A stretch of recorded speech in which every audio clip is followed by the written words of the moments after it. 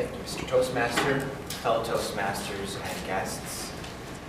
An author named Nelson DeMille once said, "Somehow, our devils are not quite what they seem when we meet them face to face." This holds true for me, and my devil throughout my life, early life and adulthood, was anxiety. It controlled my life and controlled a lot of the decisions that I was making. But recently I found a solution that has really helped me a lot. And I think for those that may be like me, or even if you're not like me, it will offer some solutions to everyday stresses and anxieties. So I'm going to talk to you today about what anxiety is, when it becomes a problem, how I used to deal with it, and now how I deal with it now. So what is anxiety? Maybe these symptoms sound a little familiar to you. A little nervousness, butterflies in the stomach. Kind of start feeling your heart race. You can feel your pulse throughout your entire body. Then your mind starts going. Thoughts are racing in every which direction. You're sweating. These are all classic symptoms of anxiety. And it used to be back in the old, before we become civilized, it kept us alive, and it still keeps us alive today. The fight or flight response. But as I was growing up as a child, for me, the earliest memory I have is we would take an annual trip to Cedar Point. Great, thrilling trip for a young kid. Obviously very exciting for a kid. And there wouldn't be wrong to say that they would have trouble maybe sleeping the night before, but for me, it went a little bit further than that. Not only could I not sleep, I couldn't stop thinking about it, because to me, I needed to get to sleep to have a good time at this great, amazing, thrilling theme park. And as each hour passed on the clock, it would get to 12, I wouldn't get to sleep. Oh, I'm only going to get 6 hours of sleep.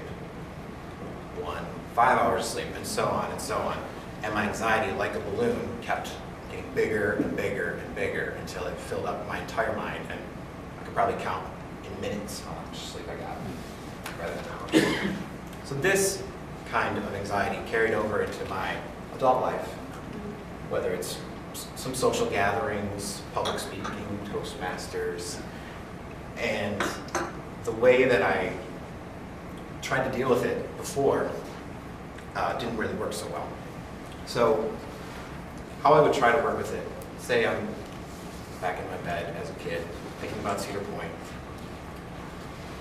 The biggest thing my mom would try to get me to do is relax. You're anxious, just relax. That's all you need to do. You'll go to sleep right away. So she would buy me CDs. She bought me Kenny G. She bought me these monks that would chant prayers, try to relax me lull me into sleep. Probably if I was awake, if I was really awake during the day, it would put me to sleep. But when I was trying to sleep, it just annoyed me, so off that went. So carrying that into my adult life, there's a lot of fixes, a lot of things that people try to do to try to relax. Take a drink, have a drink. Take a pill, go exercise.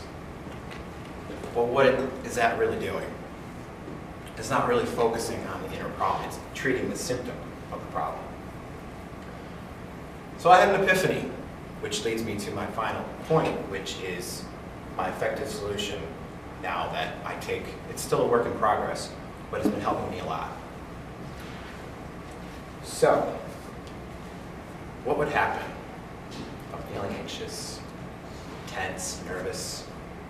What would happen if I just let myself feel that way and not try to get rid of it? Just let it go. Let it happen. Whatever was going to happen, let it happen. What would happen? As it turns out, nothing happened. It took a while for my body to calm down, but oh my God, the anxiety that I was feeling, it had no reason to be there in the first place. It took a long time for me to get used to this idea, but really what it is thinking of my anxiety as a balloon.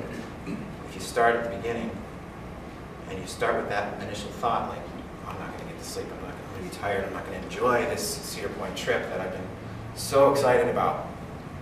You stop it right there. prick it with a needle, the balloon is gone. So you put it to the side, and you stop thinking about it. You don't react to the anxiety that you're feeling. That is something that was mind-boggling to me. It never crossed my mind until very recently. So, in closing, anxiety is a powerful, powerful feeling that is important for very important situations, life or death. But it's crept into other parts of our realities where it really doesn't belong. So if you're feeling anxious, you're feeling stressed, you're feeling afraid, let yourself feel that way and see what happens afterwards. I guarantee you, you'll be able to take back control. Mr. Toastmaster.